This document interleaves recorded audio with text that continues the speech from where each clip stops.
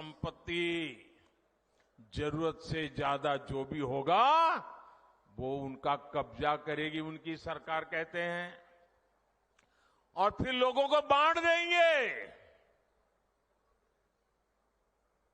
अगर आपके पास 2 घर है, यहां गांव में घर है, और बच्चों के लिए आपने जयपुर जोधपुर में अगर एक छोटा फ्लैट ले लिया है, तो एक्सरे करेंगे कि भाई 2 घर है, एक वापस दो, सरकार को दे दो। बताइए, आपको मंजूर है क्या? ये मंजूर है क्या? क्या स्त्री धन पर हाथ लगा सकते हैं क्या? क्या मंगलसूत्र पर हाथ लगा सकते हैं क्या? ये पंजे की ये ताकत, भाइयों बहनों, राजस्थान में से एक भी पंजा बचना नहीं चाहिए भाइयों। अब देखिए,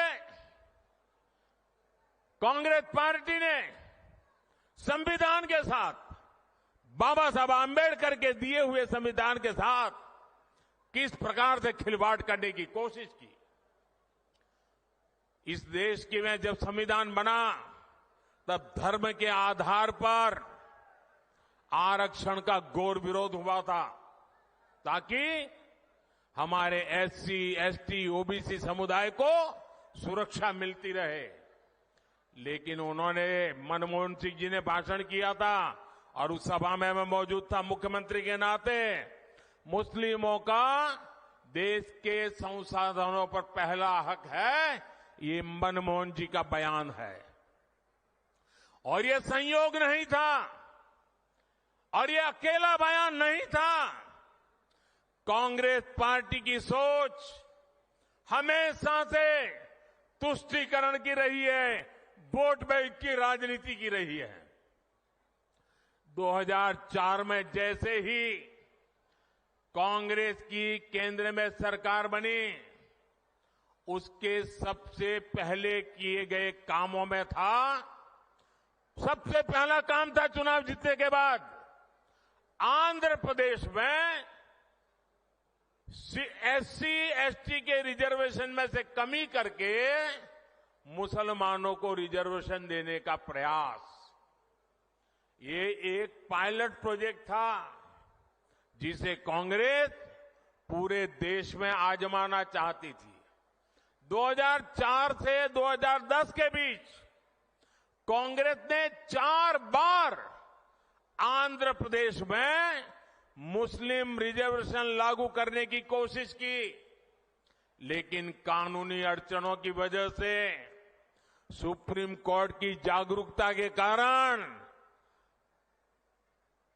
वो अपने मंसूबा जो लेके चले थे वो पूरे नहीं कर पाए।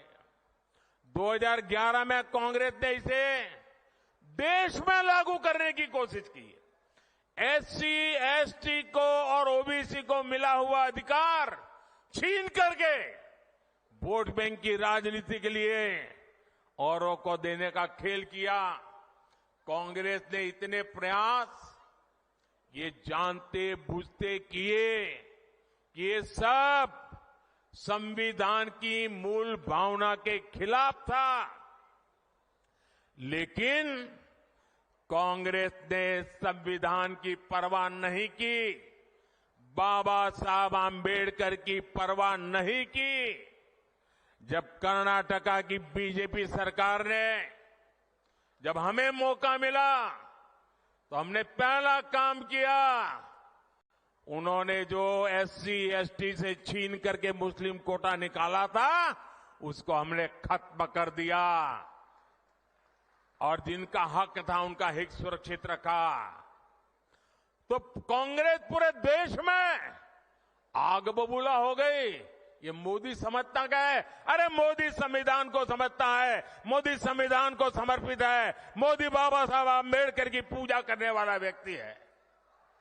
साथियों, सच्चाई ये है कि कांग्रेस और इंडिया अलायंस जब सत्ता में था तो ये लोग दलितों, पिछड़ों के आरक्षण में सेंधमारी करके वोट बैंक पॉलिटिक्स के लिए उनकी खास जमात को अलग से आरक्षण देना चाहते थे, जबकि संविधान इसके बिल्कुल खिलाफ है। आरक्षण का जो हक बाबा साहब ने दलित, पिछड़ों और आदिवासियों को दिया, कांग्रेस और इंडिया अलायंस वाले उसे मजहब के आधार पर मुसलमानों को देना चाहते थे।